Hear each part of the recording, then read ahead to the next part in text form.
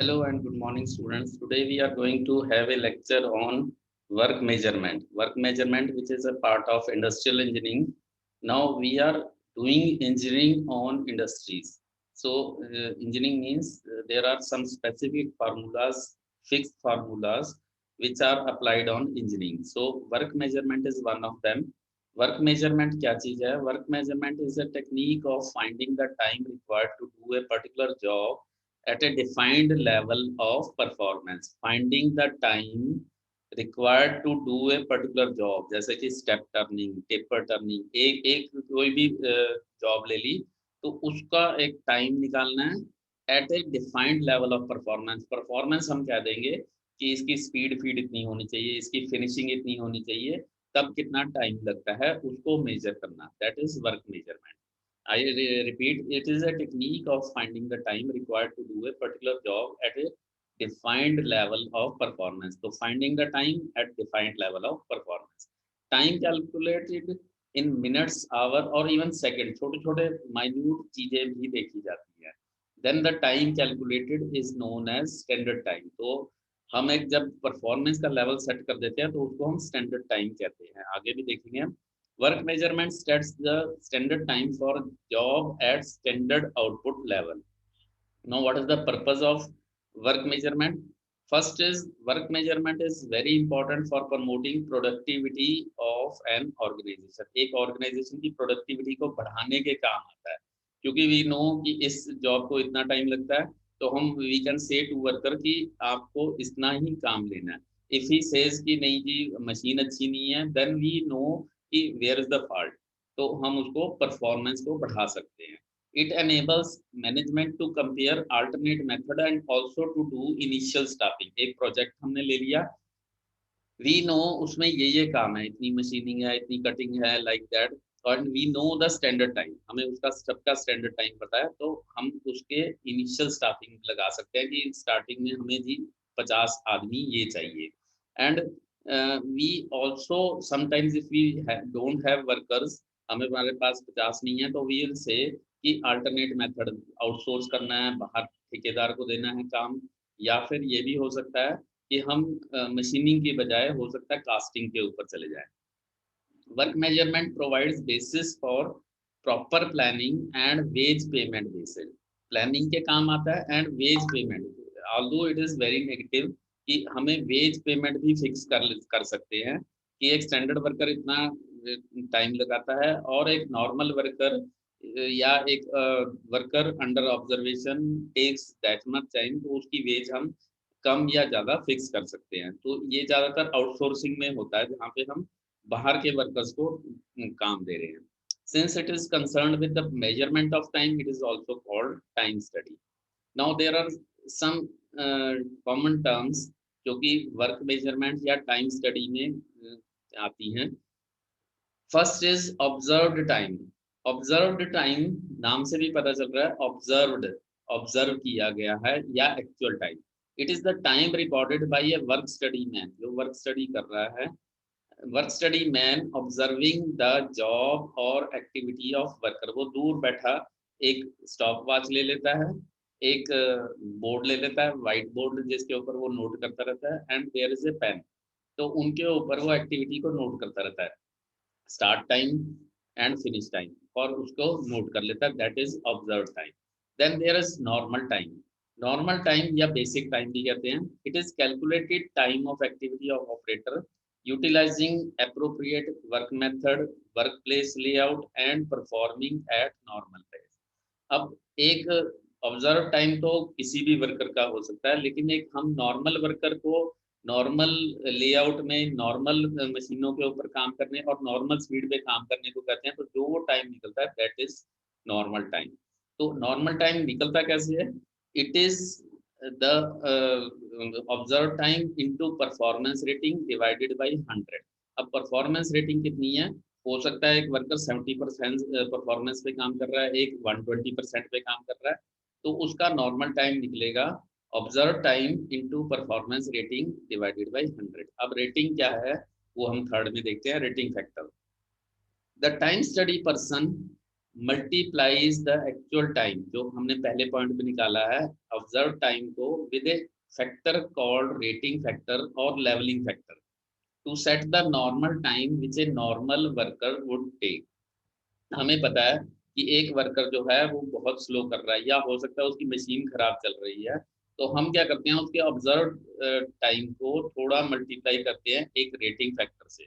वो time study का जो पर्सन है, जो टाइम स्टडी कर रहा है, वो उसको मल्टीप्लाई करता है एक फैक्टर से, जो ये निकाला है observe time into performance rating से, और उसका हम नॉर्मल टाइम निकालते हैं, नॉर्मल वर्कर जो टाइम देगा। Then there is standard time.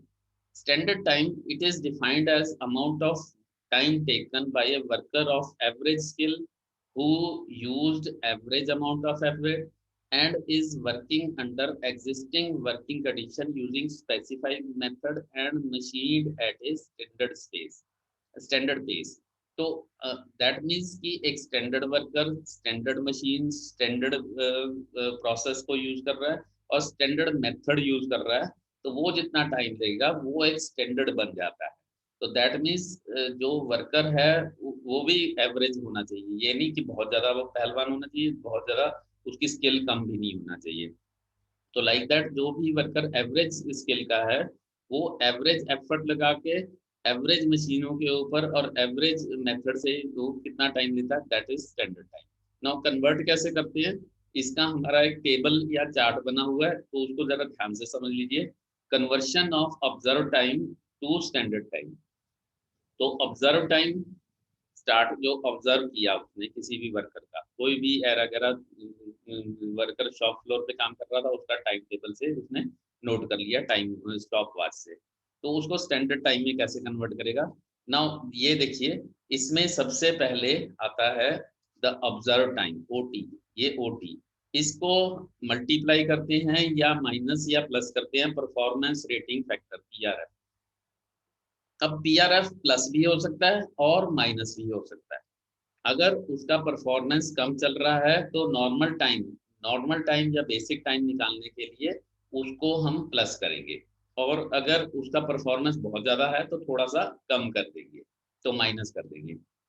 तो that means OT plus performance rating factor becomes the normal time. Normal time, ये नॉर्मल टाइम निकल के आ जाएगा हमारा। तो नॉर्मल टाइम हमारा कैसे निकलेगा, नॉर्मल टाइम हमारा निकलेगा OT plus performance rating factor.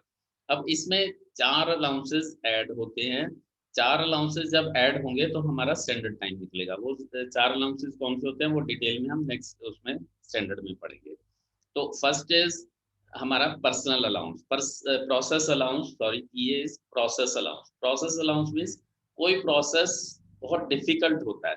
Suppose threading है, थ्रेडिंग में हमें बड़ा ध्यान रखना पड़ता है कि एक नॉर्मल मशीनिंग या नॉर्मल टर्निंग करनी है, वहां पे इतना हमें ध्यान नहीं देना जितना कि थ्रेडिंग में होता है। अगर उसमें कट एक के ऊपर एक नहीं लगा तो वो थ्रेड कट जाएगा और खराब हो जाएगा। या हो सकता है कि हमारा रॉ मटेरियल बहुत कॉस्टली है, तो वहां पे भी प्रोसेस जो है वो थोड़ा हमारा महंगा होता है, तो वहां पे ध्यान देने वाली बात है। इसका मतलब क्या है कि वहां वर्कर को ज्यादा टाइम लगेगा as compare to normal process, तो इसको हम प्रोसेस अलाउंस कहते हैं। Second is rest and personal allowance. Every worker, ये तो नहीं है कि 4 बार उसने काम किया तो 2+2+2+2 ऐसे होगा। हो सकता है 3 बार प्रोसेस करने के बाद वो रेस्ट करे, या हो सकता है वो वॉशरूम जाए या पानी पीने के लिए रुके, या हो सकता है कोई भी इस तरह का काम करे जिसके लिए उसको थोड़ा मैंडेटरी जरूरत है for personal needs. Then third is special allowances. कुछ ऐसे स्पेशल अलाउंसेस हैं, वी विल सी कौन कौन से होते हैं। तो वो 2 तरह के होते हैं, वो कौन से होते हैं वो हम अलग से देखेंगे। स्पेशल अलाउंसेस जो कि हम अनअवॉइडेबल होते हैं हमारे लिए, तो उनको हम स्पेशल अलाउंसेस भी ऐड कर सकते हैं। And last is policy allowances. Policy allowances भी, ये चारों तरह के हम नेक्स्ट लेक्चर में स्टडी करेंगे। सो परफॉर्मेंस रेटिंग हम अभी जैसे डिस्कस किया था, performance rating means comparing the performance of a worker and against a standard performance level set by time study engineer। तो उसने एक सेट कर दिया, तो उससे कंपैरिजन में उसकी जितनी भी रेटिंग आती है तो उसको हम परफॉर्मेंस रेटिंग कहते हैं। तो परफॉर्मेंस रेटिंग इस काम में भी आ सकता है कि उसकी वेज कितनी हमने सेट करनी है। It is different for different job. मैंने बताया कोई मुश्किल जॉब है तो उसके लिए उसका परफॉर्मेंस लेवल मुश्किल ज़्यादा हो सकता है या कम भी हो सकता है, और नॉर्मल कटिंग चल रही है तो वहाँ उसका परफॉर्मेंस लेवल अलग हो सकता है। एक वर्कर अगर हम कहें ड्रिलिंग में उसकी परफॉर्मेंस लेवल अलग हो सकती है, लेकिन मिलिंग में हो सकता है उसकी परफॉर्मेंस लेवल ज़्यादा अच्छी हो सकती है। It is used to convert observe time into normal time. तो normal time is equal to observe time into performance level of worker divided by standard performance level expected. तो ये हमारा एक फैक्टर बन जाता है, performance level divided by standard performance level expected. तो it is a factor which is multiplied with observed time in order to adjust difference in operator's performance. It is important for differentiating between the performance of two or more operator and to show day-to-day variation in level of performance of same worker. The ratings can be standard rating or normal rating. Standard rating क्या है? It is the average rate at which a qualified worker will naturally work if he is motivated to apply himself to his work. Standard rating क्या है? एक qualified worker को हम थोड़ा motivate करते हैं, हाँ जी आपका इतना टाइम निकला तो हम आपको ये इनाम देंगे, या आपने डेली के 100 पीस निकाले तो इतना इनाम देंगे, तो वो उसका स्टैंडर्ड रेटिंग निकलता है। नॉर्मल रेटिंग क्या है? It is the average rate at which a qualified worker will naturally work even if he has no specific motivation. कोई उसके पास मोटिवेशन नहीं है, दैट मीन्स उसको सैलरी ही मिलनी है, चाहे वो 100 निकाले या 5 निकाले, वो उसकी नॉर्मल रेटिंग है। तो standard rating and normal rating हमारी दो होती है। तो टेक्निक्स ऑफ परफॉर्मेंस रेटिंग, ये 5 टेक्निक्स हैं जो हम अप्लाई कर सकते हैं, निकालने के हमारे तरीके हैं। First is speed rating, Westinghouse system of rating, synthetic rating, objective rating, physiological evaluation of performance level. तो first is speed rating. In speed rating, the rating personnel observes the speed of movement of worker against a standard expected speed and notes the relationship between them as a rating factor. अब उसको क्योंकि जो हमारा time study करने वाला आदमी है उसको पता है कि एक स्टैंडर्ड जो है वो इतना है, तो वो क्या करता है उसके हर मूवमेंट को उसको पता है कि यहाँ से यहाँ मूवमेंट लेने के लिए इतना टाइम लगता है।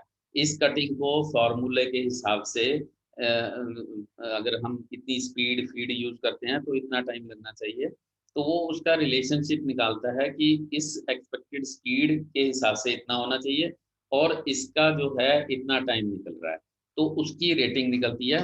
Normal time is equal to observe time into speed of worker divided by speed expected from worker to.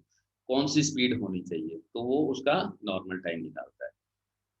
Wasting house system of rating में क्या करते हैं, इसमें 4 फैक्टर बना दिए गए, स्किल, एफर्ट, कंडीशन, कंसिस्टेंसी।